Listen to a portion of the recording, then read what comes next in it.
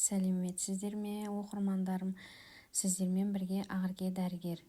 Бүгін бауыр ауруларының жайында қозғайтын боламыз. Бауыр ауруының сатылары. Бауырдың майлы дистрофиясының ерте және кеш белгілерін қалай тануға болады? Бауырдың майлы ауруы немесе стеатоз бауыр жасушаларында майдың шамадан тыс жиналуынан туындайтын жағдай. Бұрын сирек кездесетін ауру болып саналған бұл дерт қазір бүкіл әлем бойынша қарқынды түрде таралуда.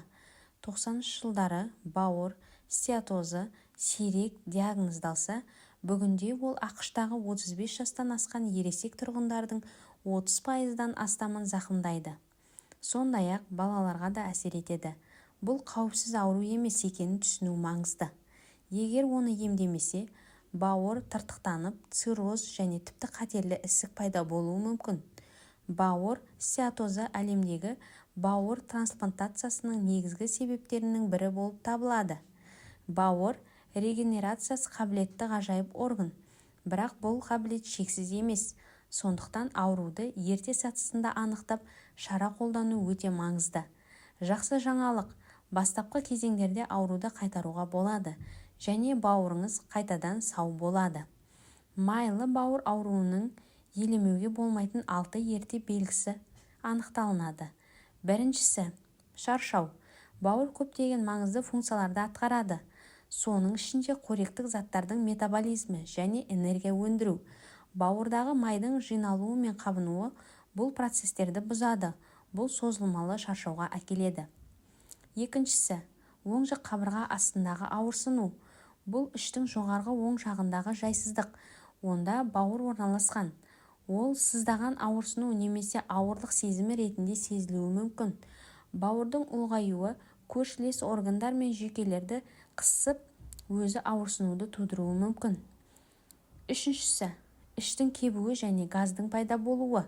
Бауырдың майлы ауруы ішектің жұмысын бұзып, газдың шамадан тыс жиналуына әкелуі мүмкін. Төртінші, тәбеттің жоғалуы. Зат алмасуындағы өзгерістер. Бауырдың қабынуы және гормоналдық теңгерімсіздік тәбеттің төмендеуіне, жүрек айнуына және іштегі жайсыздыққа әкелуі мүмкін. Бесіншісі, жүрек айну. Бауырдың функцияларының бұзылуы, соның ішінде оның токсиндерді сүзу қабілеті қандағы зиянды заттардың жиналуына әкеліп, жүрек айнуын тудыруы мүмкін. Сондай-ақ майдың жиналуын мен қабынуын байланысты іште жайсыздық пен ауырсыну пайда болуы мүмкін. Олар жүрек айнумен бірге жүреді. Алтыншысы, күйік. Майдың жиналуы ас қорытудың бұзылуына ықпал етуі мүмкін. Ол күйік кеудеде тамаққа дейін таралатын ашу сезімі, сондай-ақ кекіру және асқазанның толып кету сезімі түрінде көрінеді. Майлы бауыр ауруының кеш белгілерінің 11 дереу назар аудару қажет ететін кездері. Ол біріншісі, бүкіл дене қышуы. Аурудың асқынған сатыларында қанда өт қышқылдарының тұздары жиналып, теріге шөгіп, қатты қышуды тудырады, әсіресе алақандарда. Екіншісі, сары ауру. Тері мен көздің ақуыздары қызыл қан жасушаларының ыдырауы өнімі билирубиннің жиналуына байланысты сарғыш реңкке ие болады. Бұл бауыр оны өңдеуде үлгермеген кезде пайда болады. Үшінші, бозғылт нәжіс. Нәжістің қалыпты түсі үшін қажетті өт шығарылуының жеткіліксіздігі оның түссізденуіне әкеледі. Төртінші, қара түсті зәр. Қанда жиналған билирубин бүйрек арқылы шығарылып, зәрді қара, кейде қызыл қоңыр түске бояйды. Бесіншісі, терідегі қызылдақтар. Бұл бауырдың ақуыздарды өндіруінің төмендеуіне байланысты қанның ұюының бұзылуымен, сондай-ақ дәрумен, К дәруменінің жетіспеушілігіне байланысты болуы мүмкін. Алтыншы, тамырлы жұлдызшалар. Терідегі қан тамырларының кеңеюі әсіресе бетте және дененің жоғарғы бөлігінде бауыр ауруына байланысты гормоналды теңгерімсіздіктің белгісі болуы мүмкін. 7. Гинекомастия, яғни ерлердегі сүт бездерінің ұлғаюы. Бұл гормоналды теңгерімсіздіктің салдары болуы мүмкін. Бауыр эстрогенді өңдеуге үлгермеген кезде сүт бездерінің ұлғаюына әкеледі. 8. Аяқтар мен тобықтардың ісінуі. Альбуминнің сұйықтық тамырларда ұстайтын ақуыздың өндіруінің бұзылуы. Оның айналадағы тіндерге ағуын әкеліп ісінуді тудырады. 9. Ақтырнақтар. тырнақ пластинкаларының бозғылттағы қан айналымының бұзылуымен және қоректік заттардың жетіспеушілігіне байланысты бауыр проблемаларын көрсетуі мүмкін. 10. Түнгі соқырлық. Бауыр сіңіруге көмектесетін А дәруменінің жетіспеушілігі көруге, әсіресе жарықтығы аздаған жағдайда теріс әсер етеді. 11. Бауыр склерозы. Цирроз, яғни бұл аурудың саутені тырнақтықпен алмастырылатын қайтымсыз жағдай.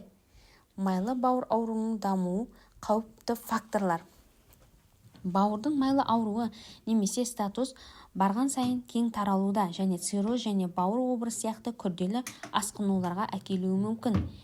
Ерте белгілері мысалы оң жақ қабырғадағы ауырсыну мен ыңғайсыздық сияқты назар аударуды қажет етеді, өйткені бұл кезеңде оларды емдеу оңайырақ.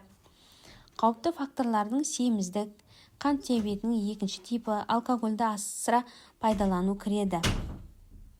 Алкогольден бас тарту және дене жаттығуларын және теңдестірілген тамақтануды қажет етеді.